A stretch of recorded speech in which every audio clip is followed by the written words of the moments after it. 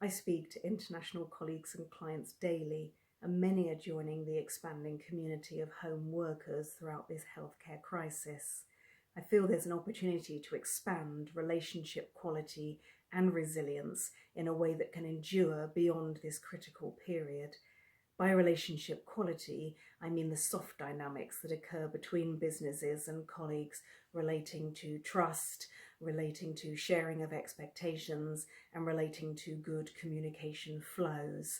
On all these topics, there can be mismatches or a lack of perceived equality, particularly between two external parties, for example, buyers and suppliers. So here are my 3 recommendations for building relationship quality at this time. My first is to make a good habit of concern and sincerity. I noticed that in this worrying period, there seemed to be much more free and open dialogues between different individuals in businesses.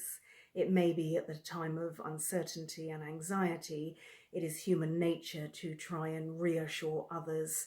And I see this manifesting itself in many ways, from individuals speaking much more the language of ethics and values, trying to explain the rationale for decisions and asking how this might affect others, and also showing concern for others in 100 ways, from describing how to use a business tool with a colleague to leaving a food bank donation in a busy grocery store at a time of panic buying.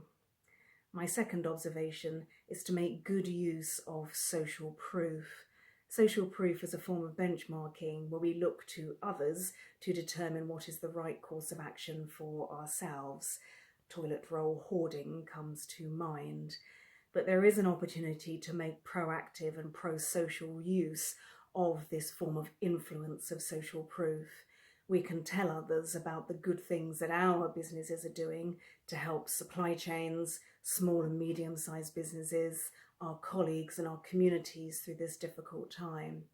There are opportunities in a crisis to show and to strengthen character, and where we're helping the vulnerable, we're keeping external communication flows going, and we're finding ways to boost others with positive words, is all a powerful way of demonstrating social proof. My third recommendation is to keep learning.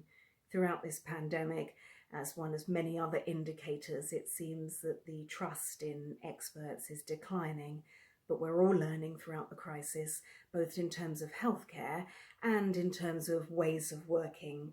We're all finding that we're using tools, resources and data from a wider range of sources. We're all using more tools than we're used to. We're speaking to groups which perhaps would normally be unfamiliar to us, and we have an opportunity to learn about communities in other countries that we might never have heard of otherwise. I work in an organisation that is already established in terms of online consulting, coaching and teaching, and many of my clients have quickly switched to webinar as a form of keeping working and business moving forward.